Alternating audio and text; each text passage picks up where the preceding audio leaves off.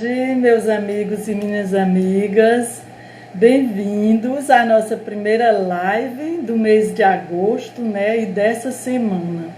E quero convidar você já para agendar que nessa semana, todos os dias às 15 horas, eu estarei aqui com um profissional competente, trazendo informações, conteúdo de valor para você aplicar na sua vida, para você viver de forma melhor, viver sem dores, certo?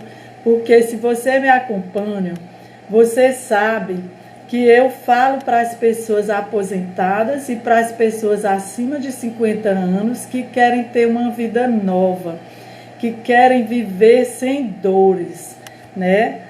E todo dia eu estou me esforçando para trazer informações que você vai aplicar na sua vida, que você vai aprender a viver de forma melhor, certo? Então hoje nós vamos trazer a doutora Janaína, ela é fisiogeriatra, vai nos explicar o que é uma fisiogeriatra. Opa, estou engasgando. E vamos entender por que hoje nós, pessoas acima de 50, não precisamos achar que estamos perto de morrer, de jeito nenhum. Após os 50 anos, essa história de ficar perto de morrer é coisa antiga. Hoje nós podemos viver mais 20 anos, mais 30, mais 40 ou mesmo mais 50 anos. E para a gente viver esse longo período de vida, a gente precisa se cuidar, a gente precisa viver de uma forma melhor, e é possível. Eu tinha a impressão que eu não ia viver muitos anos, certo? Quando eu passei dos 50, mas eu mudei esse pensamento e transformei a minha vida, e é por isso que eu quero passar essa mensagem para você. É possível sim a gente ter uma vida nova após os 50 anos, uma vida sem dores, com mais energia, com mais vigor, para você aproveitar mais do que a primeira fase da vida, para você brincar com seus netos, para você viajar fazendo caminhadas, carregando a própria mala sem sentir dor no seu braço, que eu sentia muito. Então é por isso que eu estou aqui todos os dias trazendo essa mensagem de vida nova para nós aposentados. E é com muito prazer que eu vou. Sejam muito bem-vindos. Cliquem no aviãozinho, chamem as pessoas que vivem com dores, que acham que depois dos 50 já está com o pé na cova. Convidem elas para ouvirem a doutora Janaína. Então, bem-vinda, Carmen, Rosa, Evangelina. E vamos chamar a dona Janaína.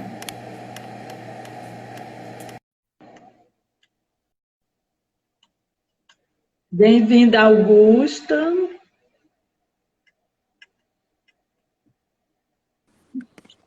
A Janaína. Oi, Janaína. Oi, Doutora tudo bem? Janaína. Boa Bem-vinda. tarde. Muito obrigada. Eu que lhe agradeço o convite, ou por ter aceito o meu convite, né? Estou assim um pouco nervosa, Janaína. Parece que quanto mais a gente faz live, mais fica nervosa. Você ainda fica nervosa, Janaína? Para mim já tá um pouquinho mais tranquilo, mas sempre dá um pouquinho de friozinho da barriga, né? Porque uma live nunca é igual Um a outra. friozinho. Sempre tem alguém diferente, sempre a gente está participando com uma pessoa diferente, então sempre é uma experiência nova. Então, eu acho que é mentira quem fala que sempre tem uma segurança tão grande assim para estar falando diante de pessoas, né? Mas eu já fico um pouquinho mais confortável. Então, eu já agradeço, reforço o agradecimento por ter me convidado, pela confiança de estar aqui falando com você e me apresentando para o seu público. Acho que isso é um presente, sabe?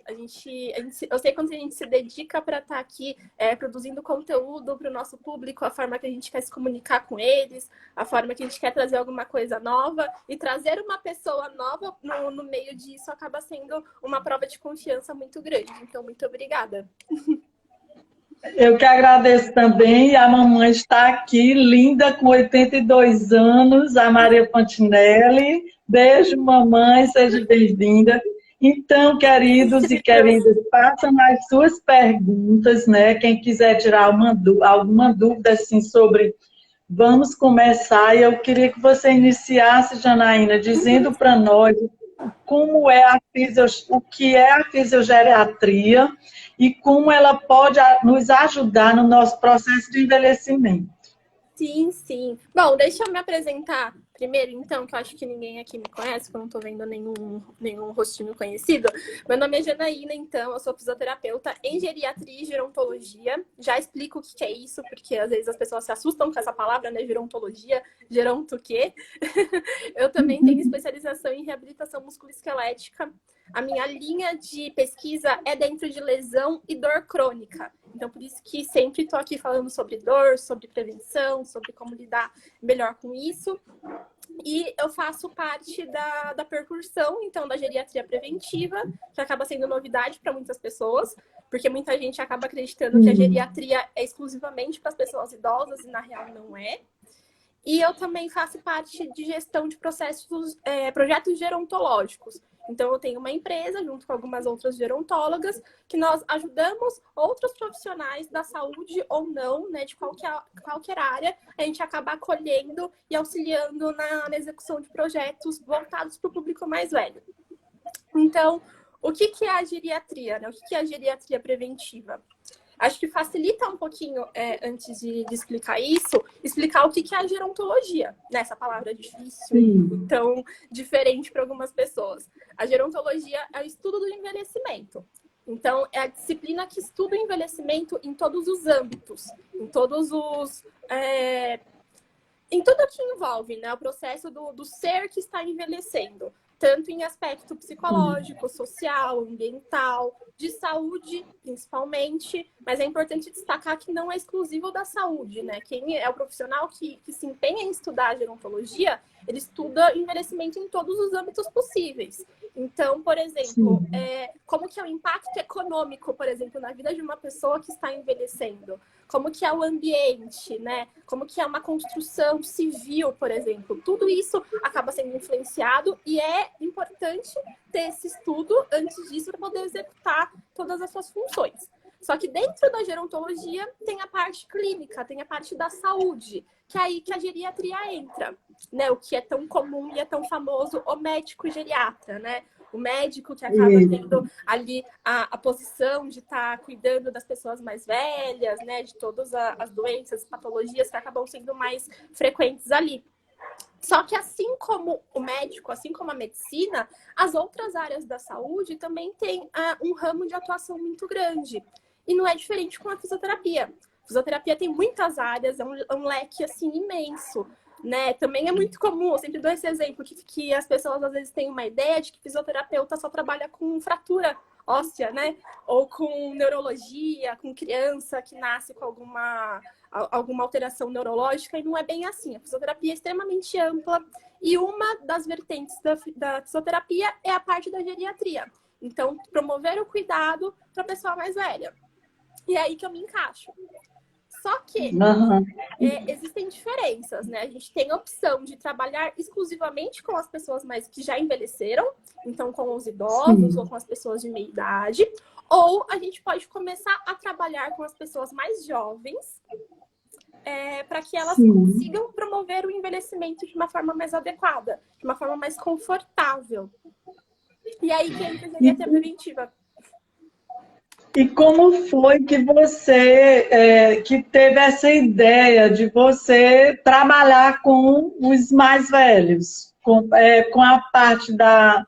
Porque você poderia ter escolhido trabalhar com pessoas, né, recém-nascidas, pessoas mais jovens, por que os mais velhos? Eu costumo falar, é meio clichê isso, mas eu costumo falar que foi a geriatria que me escolheu. Porque quando eu entrei na faculdade, eu não tinha isso em mente, né? Eu queria para uma área totalmente diferente. Eu queria trabalhar com pele, queria trabalhar com a parte mais estética. E durante as disciplinas, durante os estágios que a gente acaba passando durante o curso, eu fui vendo que eu tinha muito mais afinidade em lidar com as pessoas mais velhas. A forma que eu tenho a comunicação, eu consigo ser mais clara e me sentir mais à vontade conversando com pessoas mais velhas. parece que eu tenho mais interesse em conversar, em manter uma conversa, me comunico de uma forma melhor. Com criança, por exemplo, eu já não tenho tanta facilidade, sabe? Eu fico assim, o que eu faço com essa criança aqui? Não tenho liga, sabe? Com as pessoas mais velhas eu tenho mais facilidade. Então, durante ali os 4 anos, eu fui sendo puxada, como se fosse um imã, né? E eu fui tendo a certeza mais no último ano, acho que no último semestre, que foi quando eu fiz o estágio obrigatório da faculdade dentro de uma instituição de longa permanência. Então ali eu estava totalmente cercada por pessoas mais velhas, aí que caiu a minha ficha de é isso que eu quero fazer. E na sua convivência, Janaína, com pessoas mais velhas atualmente, o que você acha? Em relação ao seu pai, à sua avó, eu sei que você é bem novinha, nem não sei, mas você é estudiosa, você deve saber como era o velho antigamente e como é o velho hoje. Sim. Estar velho hoje significa que estamos quase perto da morte? Não. A velhice é como uma fase qualquer outra da vida, né? Então, assim como, por exemplo, a adolescência. Antigamente, eu sei que a adolescência não era como se não existisse essa fase, né? Ao longo do tempo que as pessoas foram estudando e percebendo que seria interessante incluir esse termo para estudar melhor os adolescentes, que seria aquela fase que não é mais criança, mas também ainda não é adulto. E é assim que a gente encara a velhice agora. A velhice como uma fase da vida e não como uma fase final de a partir desse momento estou me preparando e esperando a morte. Não é bem assim que funciona. Mesmo porque, se a gente for parar para pensar de uma forma realista, se a gente for pensar em morte, ela pode acontecer em qualquer fase da vida. Ela pode acontecer durante o desenvolvimento do embrião, né, dentro da barriga da mãe, ou durante qualquer outra faixa etária. Então é errado e até meio é assustador, né, as pessoas colocarem isso na cabeça, de estou envelhecendo e a partir disso eu estou me aproximando mais da morte. Eu prefiro enxergar da seguinte forma, da seguinte maneira: todos os dias a gente está mais perto da morte, a qualquer momento a gente está ali. Então, ter um dia a mais, ou quanto mais a gente se aproxima da velhice, acaba sendo mais uma vantagem do que uma desvantagem, né? E aproveitar de uma forma diferente. Eu sei que parece até meio prepotente falar isso, porque eu sou jovem ainda e tudo mais, só que por tudo que eu acabo sendo exposta, sabe? Por tudo que eu estudo e da mesma forma que você falou, da forma que eu estou observando o envelhecimento das pessoas ao meu redor. Então, vendo como que a minha família envelhece, como os meus amigos estão envelhecendo. Eu falei minha família envelhece, minha mãe me olhou com uma cara aqui agora. Mas é verdade. A gente quer envelhecer, mas não quer ser chamada de idosa, nem de velha, não é isso? Isso é um preconceito. Então, a gente tem que se orgulhar de ser idosa. A gente tem que estar feliz por estar vivendo, né, Janaína? Tem que se orgulhar. A mamãe gostou. Sim, na realidade, da forma que você tá, da idade que você tem agora. E também quebrar um pouquinho desse preconceito, né? Tipo, ai, nossa, ser chamado de velho, que ofensa. Na verdade, tem muita gente, tem muito seguidor aqui meu que é mais velho, que na verdade fala o contrário, né? Que fala assim, não, eu quero que quebre essa ideia de que ser chamado de velho está nos ofendendo. Na verdade, é só um termo, né? Não é mais um termo pejorativo. Acho que é pejorativo falar assim, nossa, aquele velho, sei lá, tipo, associar com alguma coisa extremamente negativa que realmente ofenda, mas simplesmente falar velho não é dessa forma. Sabe? É como qualquer outra fase. Assim como a gente fala, olha aquele novinho, aquele jovem. Por quê né? Falar velho? Por que é tabu falar sobre velhice? A gente tem que, assim como a gente pode viver mais, com mais saúde, com mais força e energia atualmente, a gente tem que ir quebrando essa história, bem esse tabu, né? Então, você pode falar um pouquinho sobre o velho de antigamente e o velho de hoje, Janaína? O velho de hoje que se cuida, o que tem força, o que vive como a minha mãe, 83 anos, você precisa ver a energia que ela tem, a vontade de viver que ela tem.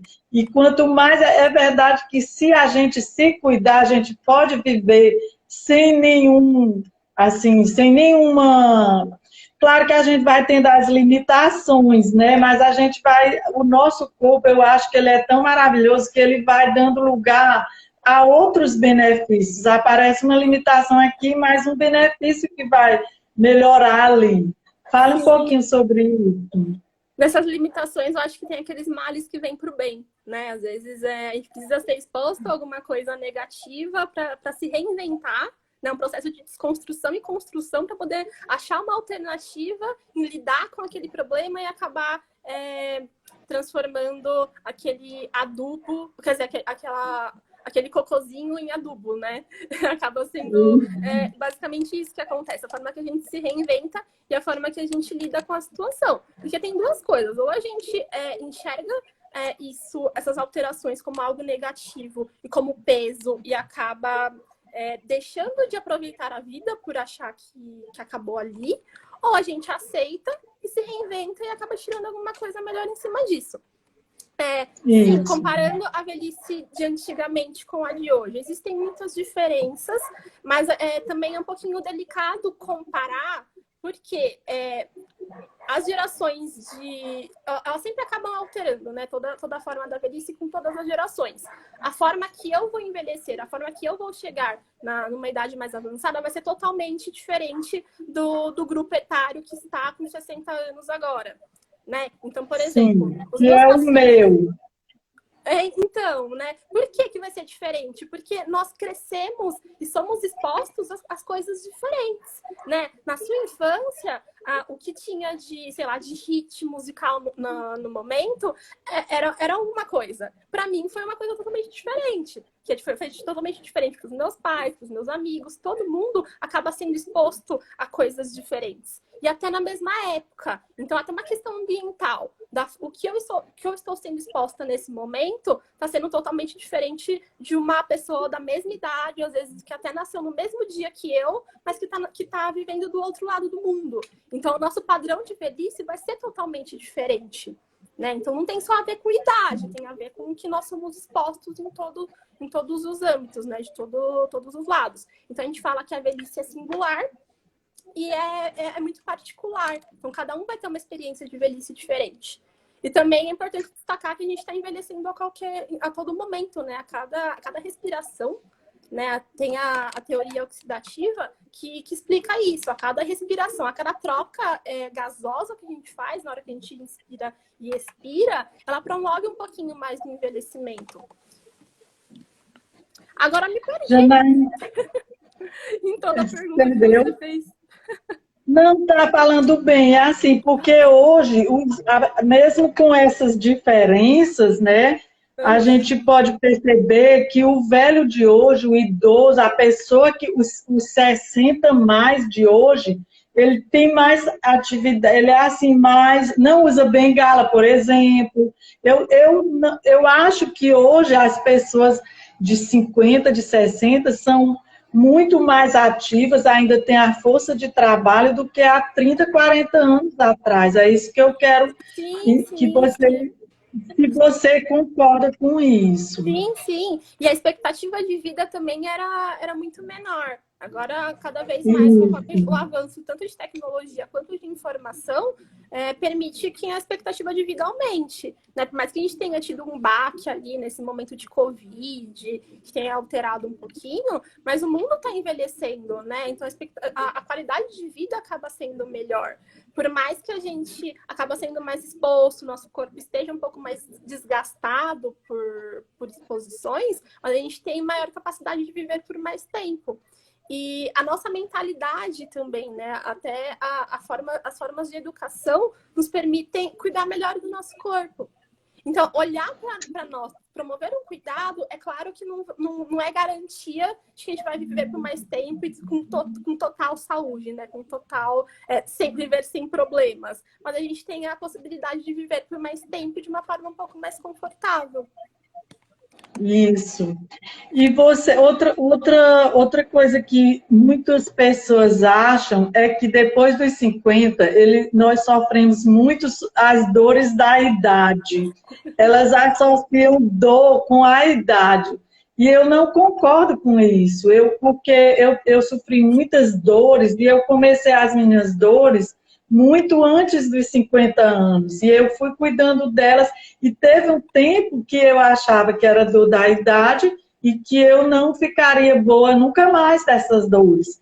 Mas eu comecei a cuidar e deu certo. Isso pode acontecer. Existe a dor da idade, Janaína?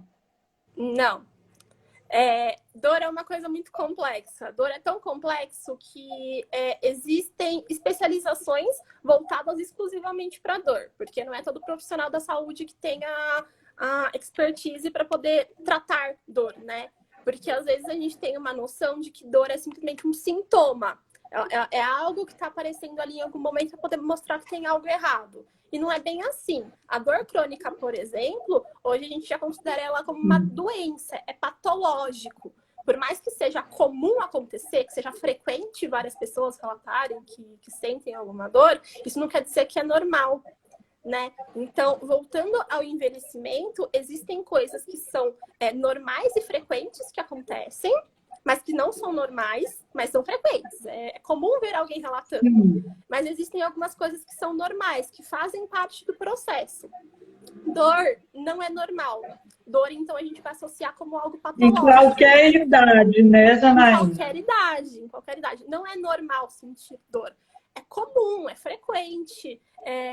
O que a gente pode considerar como normal em sentir dor é que significa que seu corpo está com um sistema de alerta muito bom. Ele está te avisando que tem alguma coisa errada, e quando às vezes alguma pessoa é exposta a alguma lesão, por exemplo, e ela não sente dor, ali é um sinal que tem alguma coisa errada com a tua recaptação de sensibilidade dolorosa. Aí é uma coisa preocupante. Mas não é normal, não é certo falar que envelhecer traz mais dor, ou que envelhecer traz doença.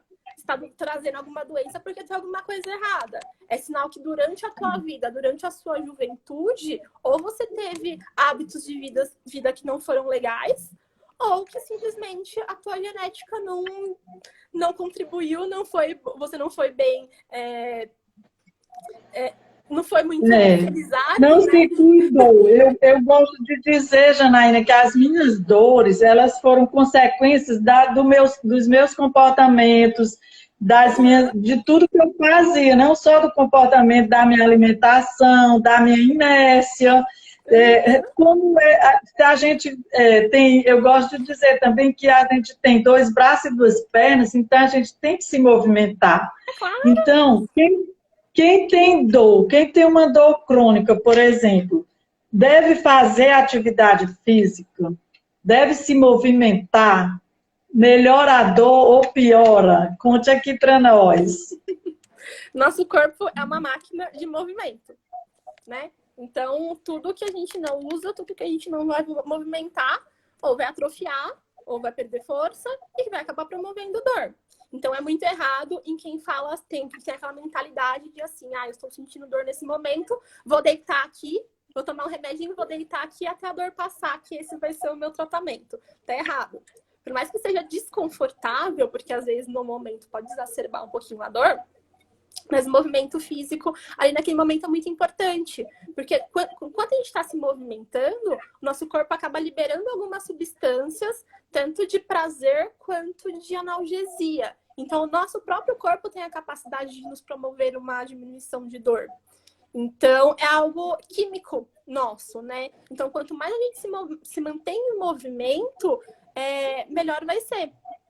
Isso para qualquer tipo. Mas, assim, a gente tem várias categorias de dor, vários diagnósticos, né? Então, tem várias categorias e subcategorias. Então, é claro, é importante avaliar, é importante entender qual que é a origem dessa dor, o que está causando, aonde ela está localizada, qual é a extensibilidade dela, né? Então, qual é o tamanho da área que ela está atingindo, da onde que ela está vindo. É uma dor muscular? É uma dor neurológica? é uma dor que está vindo de algum processo psicológico ou psicoemocional? Será que ela está somando a nossa mente com o nosso corpo? Será que é uma dor, sei lá, tem tantos tipos? Para cada tipo a gente tem um tratamento diferente, mas em todos eles é padrão ouro ter o exercício físico como protocolo.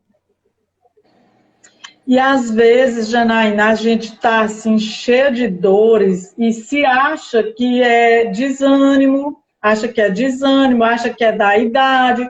A gente não tem, às vezes a gente trabalha tanto que não tem aquele tempo para observar, para perceber o alerta que o nosso corpo está dando. Então a gente fica achando que não tem motivação para fazer atividade física, achando que é desanimada, que não tem jeito, que isso é da idade. E às vezes, quando você passa a perceber o seu corpo e elimina aquela dor, a motivação vem. Sim. E ela vem, às vezes você começa a se movimentar e aí a dor nunca mais volta. Comigo foi assim. Quando eu eliminei as dores com o tratamento correto, comecei a me movimentar, elas foram embora. Então, o que você diz para essa turma que diz assim, ai meu Deus, eu estou tão desanimada, nem tenho vontade de fazer atividade física. Dê um conselho para essa turma, Janaína. A ação que gera motivação. Então, às vezes, realmente, é normal tá desanimado. Às vezes, a gente é feito de fases, né? Tem dia que a gente tá mais motivado, tem dia que não tá. Mas a ação promove a motivação. Então, só vai com desânimo mesmo. Coloca um vídeo no YouTube, conversa com um profissional para poder montar um treino, né? Te direcionar, mas só faz. Às vezes é muito melhor começar com 5 minutos de movimento, algo simples, que não exija tanto da tua capacidade física, do que não fazer nada. 5 minutos é melhor do que nada. E hoje pode ser 5 minutos, amanhã pode se estender para 10, para 15, até chegar em algum momento que você consiga fazer um treino por completo. Às vezes você vai conseguir fazer uma semana e depois parar um mês. Às vezes é normal, acontece, até o teu corpo se adaptar e você entrar em uma rotina. Então, acho que a melhor dica é essa, só vai, sabe? Fecha os olhos e vai. Da forma que der, da forma que puder, e no meio do caminho você vai aprimorando e se adequando de uma forma mais adequada. Exatamente, tudo começa com o conhecimento do corpo. Vai procurar uma que você gosta, né? No dia que eu li uma postagem sua, Janaína, que falou sobre dor crônica, não pode ficar parado sem movimento. Era alguma coisa desse tipo. Sim, então, eu incentivei o meu marido, que ele tem um problema a cabeça do fêmur dele é desgastada, tem que fazer uma prótese. Então, o médico disse que ele só pode andar de bicicleta. E ele não gosta muito de andar de bicicleta, ele prefere caminhar. E quando ele caminhava, doía mais ainda a perna. Só que a partir do dia, e eu também tinha muito medo, né, dele ficar até sem andar, mas a partir do dia que eu vi que você disse lá, olha, eu acho que tem mais ou menos um mês, ele começou a caminhar. Janaína, você não imagina, tem mais de um mês que a gente caminha todo dia, de segunda a sexta. Eu gosto mais de musculação, mas nessa história da pandemia, né, que não tem academia, até rimou, eu comecei a caminhar com ele. E ele melhorou muito das dores. Eu quero que você veja, ele melhorou inclusive o humor. Então, é isso. Quando a gente vai, mesmo sentindo dor, mesmo sem motivação, tudo melhora, não é? Você vai encontrando motivação no meio do caminho, né? Inclusive para você. Não era você que estava sentindo dor, não era você que estava precisando se movimentar. Eu sei que a sua vida já é mais ativa, mas foi acompanhando ele, foi vendo melhora até, foi refletido até em você, né?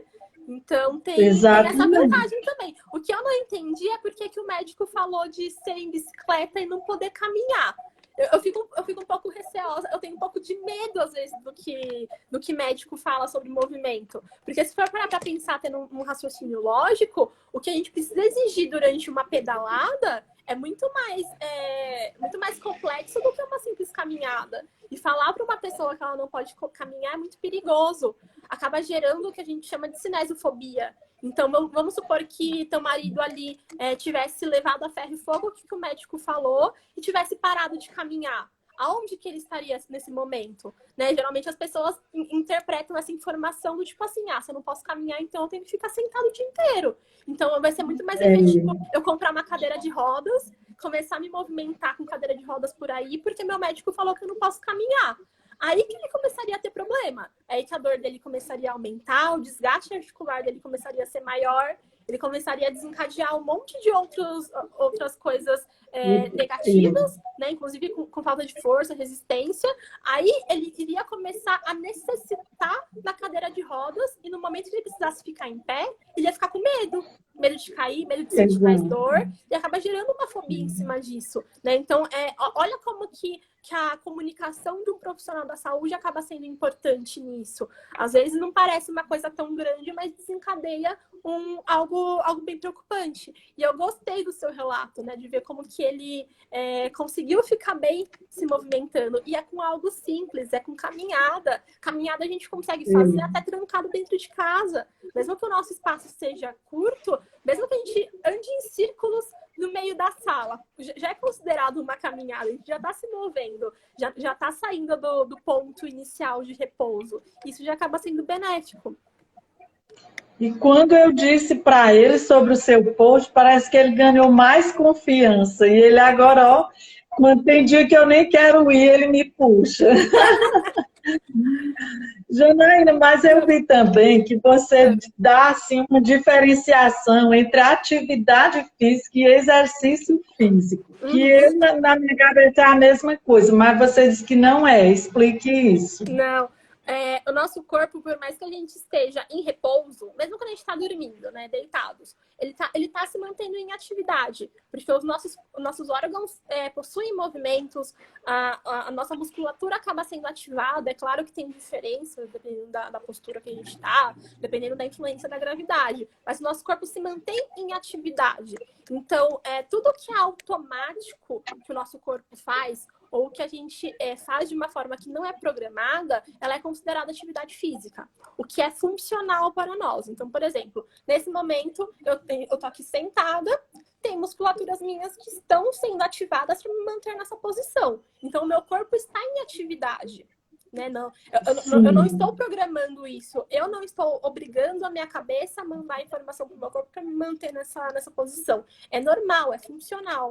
O exercício físico é aquele que a gente programa e tem um objetivo. Eu tenho eu elaboro o que está sendo feito e tenho um objetivo final. Então, por exemplo, eu caminhar até a minha cozinha para poder pegar um copo de água não é exercício físico, porque é funcional meu. É normal, para minha capacidade física, levantar, dar alguns passos até a cozinha e fazer os movimentos para poder pegar o copo de água.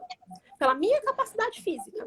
Agora, se eu quiser, eu posso transformar esse movimento em exercício. Se eu falar assim para mim, olha, eu quero sair da onde eu tô e ir até a cozinha, eu vou contar quantas vezes eu consigo fazer isso durante 1 minuto. Aí já vira um exercício. Porque eu tô tendo um objetivo e eu tô tendo uma programação. Consegue entender a diferença? Então, ali Entendi. O exercício é como se fosse a academia. E a atividade é tudo que a gente precisa se movimentar para viver. Também. Pode ser falado dessa forma. Sim, sim.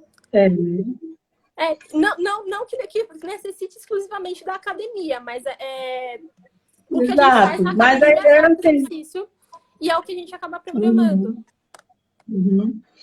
E o que a fisiogeriatria pode fazer para a prevenção? Como é que ela faz a prevenção, por exemplo, em relação a quedas? Como precisa exatamente a prevenção? Porque a gente tem também esta moda de pensar, esta mania de pensar que só precisa de uma fisiogeriatria ou de uma fisioterapia quando está doente.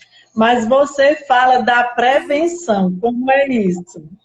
Bom, então a gente considerando, lembra que eu falei lá no começo que tem condições que são esperadas, que são normais para o envelhecimento, e tem coisas que não são normais, mas que são comuns?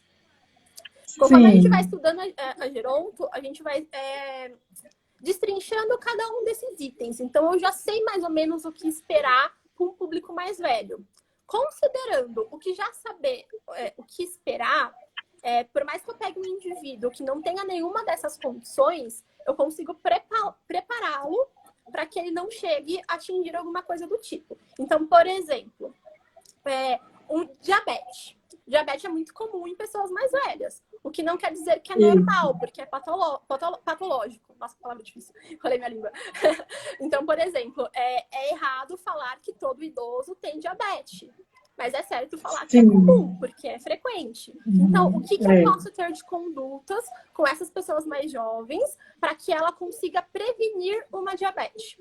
É nisso que a prevenção é. Por outro lado também, por exemplo, desgaste articular, osteoartrose. É muito comum também, né? Porque a gente caminha muito, a gente exige um pouco do nosso joelho. É extremamente comum, é normal no processo de envelhecimento a diminuição da regeneração articular ou de outras estruturas do nosso corpo. Então, sabendo disso, a gente já consegue também ter condutas para prevenir a exacerbação dessas condições. Entende? Então, a gente consegue destrinchar cada um desses itens e fazer protocolos preventivos em cima disso. Outra coisa também, hipertensão, que também é muito comum. A gente tem protocolos para conseguir fazer com que a pessoa controle sua pressão arterial naquele momento, para não chegar em uma exacerbação quando for mais velho. Entre outras coisas. Parte de memória, a gente fala bastante. Parte de quedas. Inclusive, acho que tem pouco tempo também que eu soltei um post sobre quedas. Acho que foi na semana de prevenção de quedas, né? Que teve uma repercussão muito grande, porque eu disse que queda não é necessariamente quando a gente chega ao chão, né? Quando a gente se esbolacha no chão.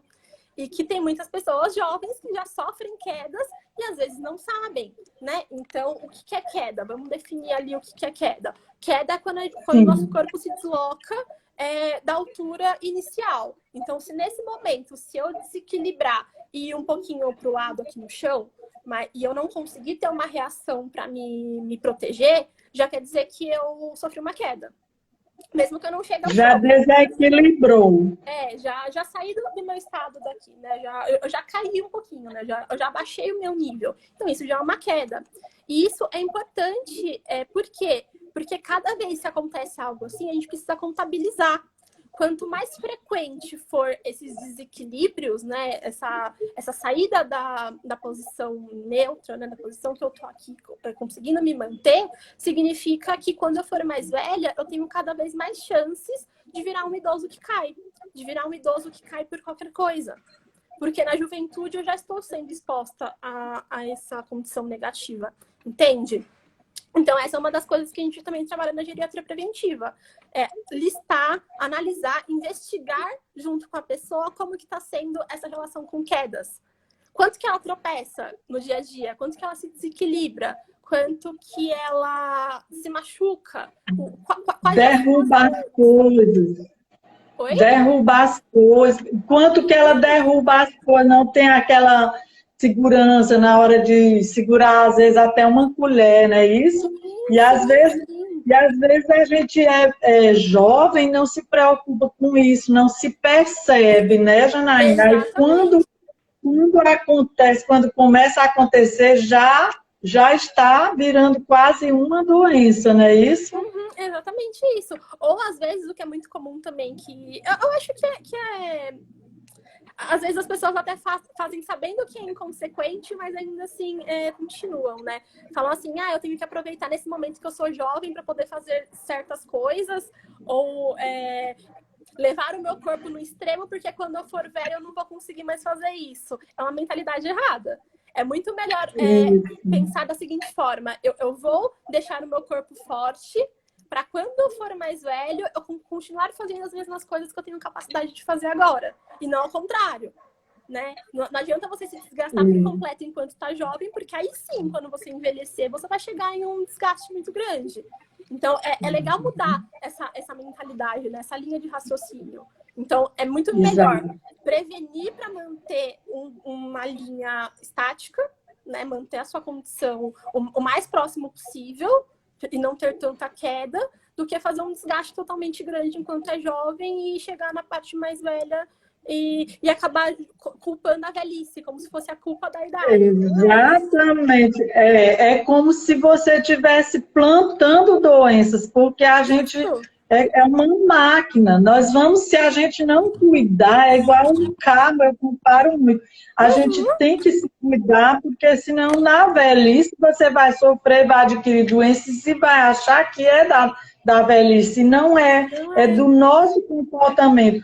E o nosso corpo, ele é tão maravilhoso, essa máquina é maravilhosa, que em qualquer tempo que a gente começa a se cuidar, eu sou muito feliz, porque eu comecei a ter esta percepção, essa mentalidade, essa chave virou em mim após os meus 50, exatamente com medo de morrer cedo.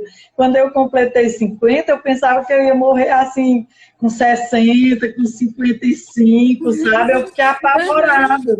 Então, eu comecei a me cuidar e o meu corpo reagiu muito bem. Eu emagreci, eu comecei a mudar a minha alimentação e aí eu hoje não tomo remédios, eu vou fazer 60 anos, com fé em Deus, no próximo ano, e eu não tomo remédio para nada, nem para dor.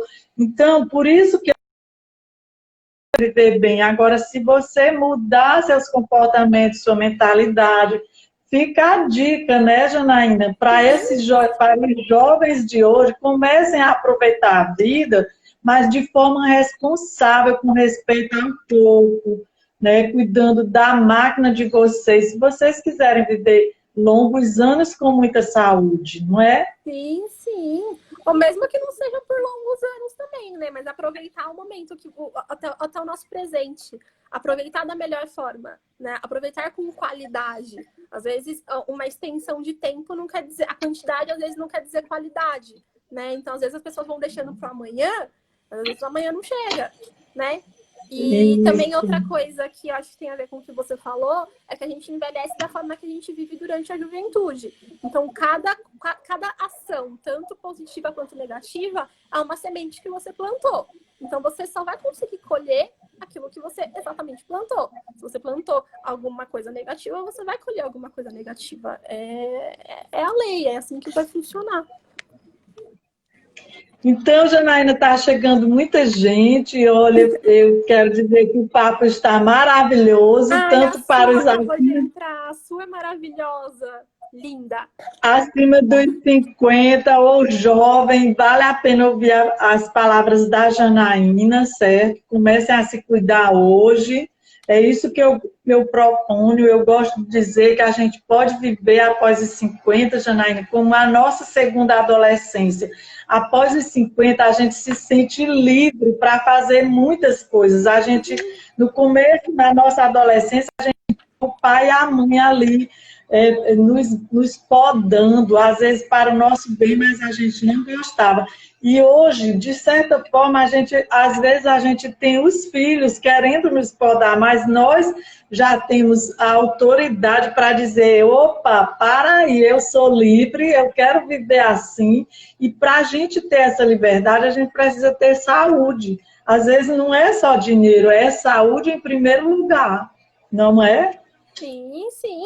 E a manutenção da tua voz ativa também é muito importante, né? Saber que o corpo é seu, as escolhas são suas. Então, por mais que tenha filho achando, querendo colocar alguma posição ou dar alguma opinião, achando que está fazendo o melhor, às vezes não é necessariamente o melhor, né? Só você vai saber o que vai ser melhor para você, né? Você tem sua total autonomia e a sua independência para tomar suas decisões e fazer aquilo que você acha que é mais adequado para você.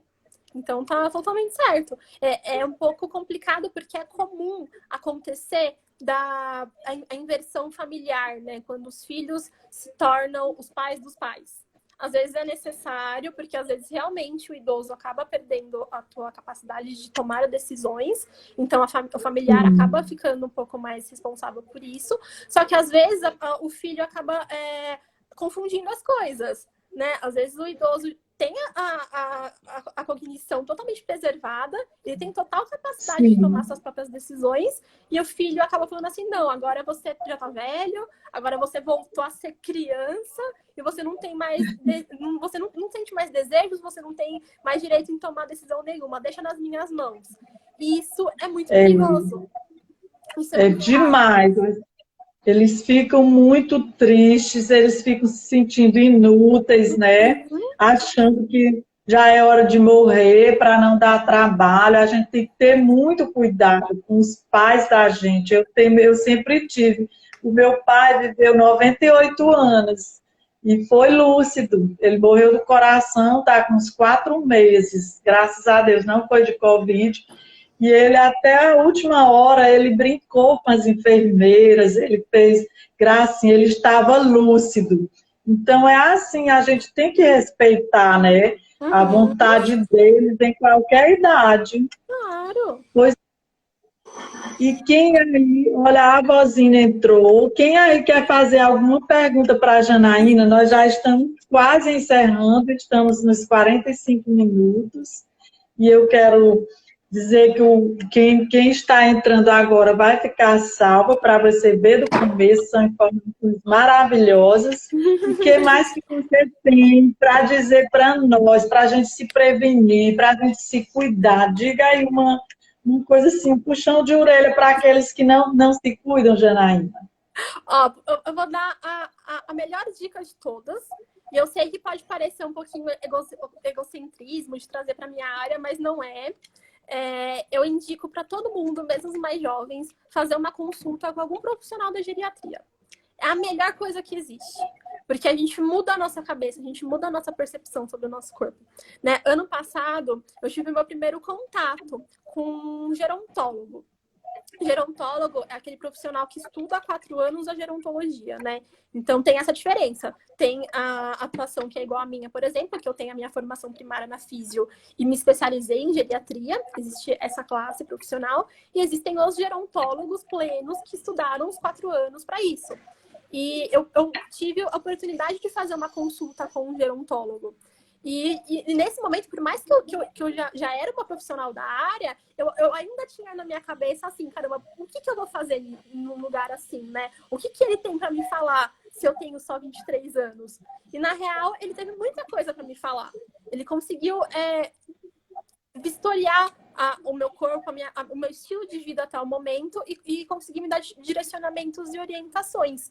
Então, eu acredito que é uma experiência muito válida para todo mundo, né? Ver uma avaliação ampla, ver todos os aspectos da tua vida. Alguém para poder rastrear tudo isso acaba sendo uma experiência muito legal. Então, a primeira dica é essa. Se vocês tiverem a oportunidade de conhecerem um gerontólogo real, marquem uma avaliação, porque é muito interessante, ou com algum outro profissional que atue na geriatria ou na gerontologia. Com a física é muito Pois é, aí interessante. sobre isso, Janaína, me perguntaram a partir de que idade a pessoa deve consultar um geriatra. Porque as pessoas acham que só quando já está bem velhinho. Não. Quando é por... Pensando no médico geriatra, quando é por plano de saúde, se eu não me engano, eles liberam a partir dos 45 anos, 50. Isso com o médico e isso em rede de saúde, né? Que é mais limitado. Agora, quando você vai no particular, que não tem necessidade nenhuma de encaminhamento, pensando até em uma questão de fisioterapeuta mesmo. Comigo, eu gosto de atender pessoas a partir de 20 anos. Eu acho que é uma idade legal para estar começando contigo. Opa! Mesmo que a pessoa seja bem jovem, mas eu acho que é uma idade legal. Ok, deu uma pausada aqui, mas tudo ok. Janaína, eu gosto sempre de dizer, já faltam só 10 minutinhos, então já vamos encerrando, mas antes de encerrar, eu gosto sempre de dizer que o nosso corpo, que nós em nossa vida devemos cuidar dele do jeito que a gente cuida da casa, do carro. Para cuidar da nossa casa, nós temos, às vezes, um pintor, um carpinteiro, um engenheiro hidráulico, elétrico. Isso. Nós temos vários profissionais que cuidam do carro e da casa. Do nosso corpo, a gente também tem que ter. Nós precisamos do dermatologista, da nutricionista, do educador físico, do fisioterapeuta, do terapeuta ocupacional, que a Linda está entrando aí, a Estefânia. Então, a gente tem que se valorizar e se cuidar e procurar em todos os âmbitos cuidar do nosso corpo, porque ele é uma máquina complexa, mas quando você se percebe, se valoriza e se cuida, ele responde com muito carinho e leva você a viver, 120 anos, que é o que eu quero viver. Sim, e quanto melhor for preparada essa casa, né, essa estrutura, mesmo que ocorra uma tempestade lá fora, quanto mais fortalecida tiver essa estrutura, a tempestade até pode atingir a tua casa, mas ela não vai destruir por completo. Pode até abalar um pouquinho, pode até entrar uma aguinha pela janela, mas não quer dizer que ela vai desmoronar. Então, quanto mais preparado você tiver, melhor vai ser para essas condições. A gente não consegue alterar ou prever as coisas negativas que estão acontecendo ao nosso redor, mas a gente consegue mudar a nossa percepção sobre aquilo e como que a gente vai agir sobre aquilo, né? Pois que lindo, Janaína. Adorei nosso bate-papo. Muito obrigada. Espero que vocês tenham gostado. Olha aí, a Luma Ribeiro disse: já estou sem esperança. Por que você está sem esperança, Luma? Nunca temos. Mulher. Nós nunca podemos. Bom, a gente tem 10 minutos ainda, então dá para conversar ainda um pouquinho, se alguém tiver dúvidas. Diga aí, o que... essa falta de esperança aí. Outra coisa que eu sempre respondo, que muita gente tem dúvida. Fisioterapeuta é profissional de primeiro contato. Não é obrigatório ter um encaminhamento médico. Então, de novo... isso eu ia perguntar. Eu ia lhe perguntar se precisa ter um encaminhamento de algum médico para ir até a Janaína. Não precisa, né? Pode entrar em contato direto. Físio é profissional de primeiro contato. A gente tem total autonomia para dar o nosso diagnóstico e traçar o nosso tratamento. Assim como o médico tem o seu diagnóstico, o fisioterapeuta tem o dele. Não é a mesma coisa, são coisas diferentes. Então, da mesma forma que eu não tenho a capacidade de promover o que o médico promove, o médico não tem a capacidade de promover o que eu promovo. Porque são áreas diferentes, são profissões diferentes, são estudos diferentes. Então, a gente tem que quebrar um pouquinho dessa cultura errada do que foi estabelecido de que médico tem total autonomia e que ele é o manda-chuva para todas as coisas, né? Também questionem esses médicos que encaminham para o fisioterapeuta já traçando o tratamento. É proibido, isso é crime, ele não tem essa autonomia. Então, vocês podem realmente entrar em contato direto com o fisioterapeuta, marcar a tua consulta, expor tudo o que você está sentindo ou que você tem medo de sentir, que ele vai ser o profissional mais adequado para traçar com você uma linha de tratamento de uma forma bem esquematizada e personalizada para você. E a melhor, assim, a coisa que eu mais amo na fisioterapia, né? Eu me curei com fisioterapia. Desde eu tive, em 94, eu tive um problema de ciática. Olha, em 94, fisioterapia para mim era uma novidade. Eu nem sabia, nem era nascida, né? E eu já estava com problema de ciática. Pois eu me curei a primeira vez, nunca mais, porque tem gente que tem problema de ciática e diz, nunca mais eu vou ficar boa. Eu fiquei, Janaína, nunca mais eu tive. Porque eu fiz o tratamento certinho. Depois eu tive as bursites, tendinites, aquelas doenças do trabalho, né? E eu fiquei também por muito tempo fazendo o tratamento errado. Mas o que eu mais amo na fisioterapia é que ela não gosta de tomar remédio, né? Não gosta de curar a dor com analgésico. Isso eu acho maravilhoso, porque eu não gosto de engolir comprimido. Não tem gosto ruim, tem só benefício. É confortável. Tudo bem que às vezes a gente exige um pouquinho, né, para fazer um exercício um pouco mais difícil e tudo mais, mas também tem a parte de carinho. Também, às vezes, o que as pessoas falam de massagem, né? Às vezes também tem essa parte de relaxamento. Tem o lado desconfortável, mas tem o lado confortável também. E outra coisa que é importante destacar é que a físio não trabalha só com dor, não trabalha só com exercício e também não é só a parte ortopédica, né? Tem tantas outras áreas, uma área que muita gente ainda não conhece. A parte de saúde da mulher e saúde do homem, a parte de uroginecologia. Fisioterapia também atua nisso. A gente também atua com educação. Nossa, tem tanta área. tem tanta coisa diferente. A própria dermato também é uma área que é super crescente na fisioterapia, está sendo super comum e requisitado, tanto para pessoas que são queimadas, quanto para a parte mais estética, né? Geralmente, quando a gente vai nesses locais de shopping que fazem depilação a laser, por exemplo, quem está ali aplicando é um fisioterapeuta, porque ele tem uma visão muito mais ampla do processo, do sistema da pele, do que um profissional que não tem a área da saúde, né? Então, a nossa profissão é muito ampla e é muito linda por conta disso. Ou seja, é a profissão do futuro. Do presente já também, né? Mas sempre vai melhorando e cuidando mais, melhorando muito, muito a vida de todos nós, viu? Com certeza. Janaína, pois, deixa a sua mensagem. A Malu não disse nada, né? Faltam 5 minutinhos. Vamos encerrando. Muito obrigada. Nos chama depois no privado para poder contar o que está acontecendo, dessa falta de esperança. Acho que tanto eu quanto a Rosa, a gente fica à disposição para poder conversar também, né? Olha, a Rosa disse parabéns pela live, foi ótima. Isso que a gente espera, ter melhorado um pouquinho a vida de vocês, que essas dicas sirvam, né, para a gente se cuidar mais, viu? Olha a Luma Ribeiro, ela disse aí acima. Eu não vi. Ô, Luma, diz de novo, Luma, que eu não vi, hein? Eu não vi a mensagem também, não.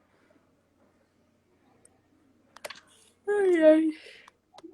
Luma, pois é, Janaína, pois muito obrigada. Ai, eu que agradeço. Foi muito bom. E vocês podem acompanhar a Janaína, que tem postagens maravilhosas, né? Mostra o trabalho dela lá no Fisiogeriatria, né, Janaína? Isso, é o fisio.geriatria. Eu também tenho o @SOSgeronto, que é a minha empresa, né, junto com as minhas sócias gerontólogas. Nós somos uma equipe, então, com as gerontólogas, eu como físio, tem a pedagoga, nossa equipe é bem legal, ali a gente traça projetos gerontológicos, então qualquer tipo de profissional que tenha interesse em trabalhar com o público mais velho, sendo da saúde ou não importa qual o teu ramo de negócio, a gente está ali para te ajudar, através de mentoria, de consultoria ou de educação, né? Esse mês a gente já vai lançar um curso novo, que vai ser interessante, acho que para todas as áreas de pessoas que têm interesse no envelhecimento.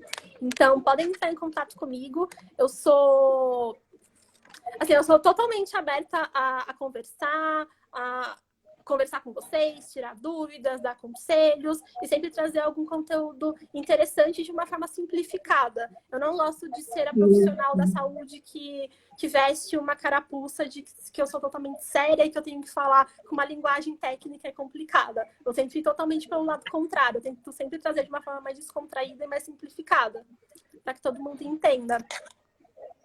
Pois um beijo. E eu aguardo vocês amanhã, às 15 horas. Amanhã vai ter novidade, mais tarde eu conto. E aproveita, quem ainda não está me seguindo, clica lá para me seguir no Viver Mais e Melhor ou no Telegram, viu? Beijo e até mais, Janaína. Nos vemos por aí. Sim, tchau. Beijo.